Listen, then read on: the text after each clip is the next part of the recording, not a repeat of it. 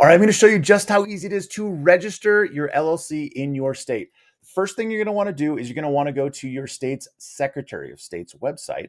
Easiest way to find that, go to Google, type in Secretary of State, then put the state, wherever state you want to register your LLC. So I'm assuming the state that you live in. So Secretary of State, Nevada, and then click on that link, brings you up to your state's Secretary of State. What you're going to be looking for is their online business services center or something similar to that. Click on that, and then it should bring you to something that is similar to this. The website layout probably won't look exactly like this, but what you're looking for as far as information is the same. Another easy way too is on the homepage of your Secretary of State. If you just type in LLC registration, click on that link, it should bring you to something that looks like this, the forms section.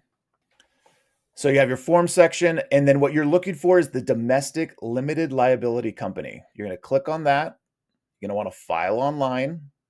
And then you're just going to go through this form. The form, again, is going to look different for each state as well, but the information you're putting in these forms is going to be the same. So you're going to be just doing a standard limited liability company unless you are a professional, like you're a doctor or a lawyer or an accountant. You're just going to select this. And then here you're going to put your name, whatever your company's name is. Now, whatever your company's name is, let's say it's Aaron's Lawn Care Services. It has to say Aaron's Lawn Care Services LLC. It's all together. So down here, I would type in Aaron's Lawn Care Services. I should have picked a shorter name, LLC. It always has to have LLC in there. And so then they'll make sure you'll put it in again, just to make sure that everything's spelled the way you want it to be. And then you're going to go to your address. You're going to put in your address. I think you know what that is. You're going to put all your addresses, and it's probably going to be the same for your mailing address too. Then the registered agent. So this is the part that threw me off the very first time I formed an LLC. I had no idea what a registered agent was, and I didn't know that I needed one. A registered agent, it's just a fancy term for saying the person that's going to be receiving all of the mail and legal documents, where they're going to send those. So you are the registered agent. So you're going to put all of your own information in there. There's no need to pay a third party to do this if you are doing this in your state. So you're going to just do non-commercial or individual. And then you're just going to add you. So you'll just click on that. You'll put in all your information, and there you go. Now you are a registered agent for your own company.